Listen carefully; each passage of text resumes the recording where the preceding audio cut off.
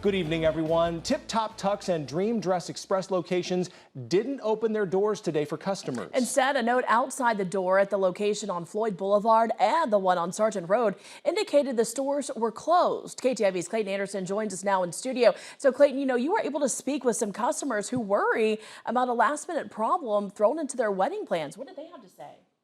Yeah, Jessica, that's right. There are a lot of unknowns. Employees claim the businesses are now closed and they're out of a job. Brides and grooms are scrambling for a solution.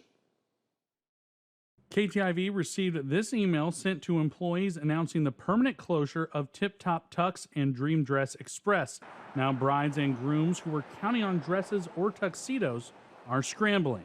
Our guys are out of state, so trying to get guys back to Sioux City to get fitted for tuxes again is going to be a nightmare. Lexi Anderson lives in South Sioux City, Nebraska. Her wedding is just under a month away. She has reserved 14 tuxedos for almost $4,000 with Tip Top Tux for her wedding party. Now she'll have to search other stores for another option and hope for a refund from Tip Top Tux. I'm trying to roll with the punches. They say that you're going to have hiccups during the wedding planning. You just kind of got to roll with it, and as long as my groom shows up, I'm going to try to make the best of it. It's a similar story for the Peterson family. They're out over $2,000 for 10 tuxes. The good news, they already have the dress. Candy Peterson has been helping her daughter Mila with planning for her September 16th wedding. You can't tell me that company did not know what was going to happen. So, it makes a person mad. While Peterson and Anderson already have their dresses, one bride-to-be who's getting married in the summer of 2024 will likely have to look for her dream dress all over again.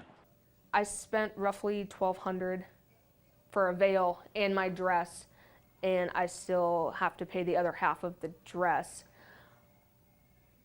So I'm not quite sure yet. I don't know if I'm gonna look for another dress right now or wait. A store manager told KTIV this is a permanent closure. The company notified employees of the closure in an email sent at 2 o'clock this morning.